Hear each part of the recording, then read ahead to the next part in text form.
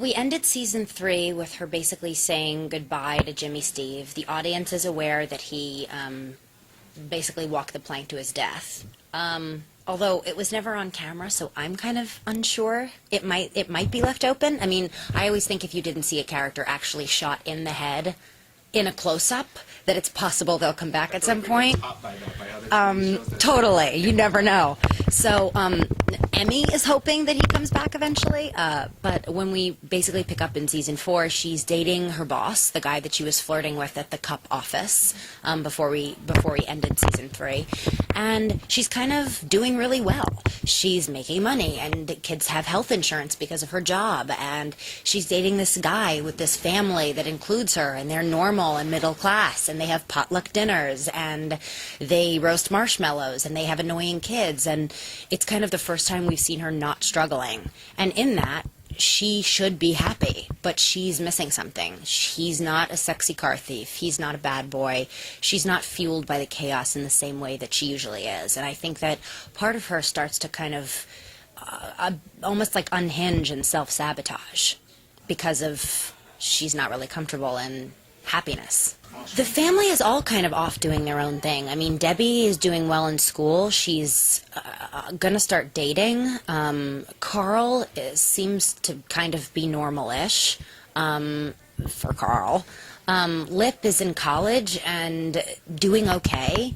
And Ian is kind of off doing his own thing, and we haven't really heard, but we get texts from him that say, I'm okay, I'm just doing my own thing for a while. So the family's all kind of very split up and doing their own things, and it's the first time we've kind of seen them not as a kind of like, the nucleus of the show. Fiona's pretty isolated from Frank's illness. Initially, Carl is all over Fiona because he finds out that she is a potential she's a match, basically, and could donate part of her liver to him and save Frank.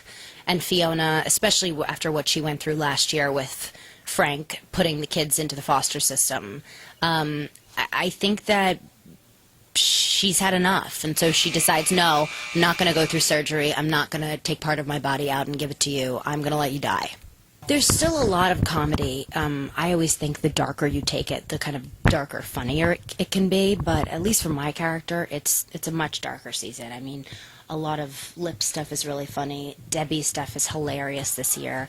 She is obsessed with this boy who's 20, and she's trying to get him to sleep with her. So, of course, she's 14. And, she's going about this in a very misguided way. And he actually is quite a nice guy and kind of just wants to kind of be like an older brother figure almost to her. No, we find Debbie this season with a boyfriend, an older boyfriend, a lot of new friends. She's kind of becoming social, and she's kind of over the whole family drama, and she's really turning into a literal teenager, finally. Do you think she's growing up too fast? I feel like in a neighborhood, like where the Gallaghers grow up, you can't really grow up too fast. I feel like Debbie's actually kind of younger for her age.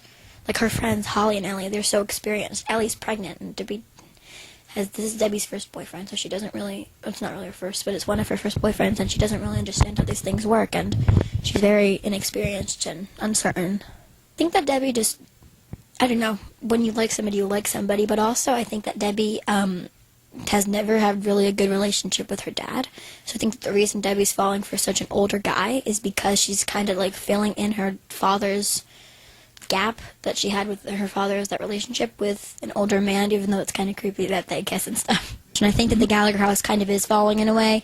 Debbie doesn't care as much about any of the situation. She's kind of more self-centered.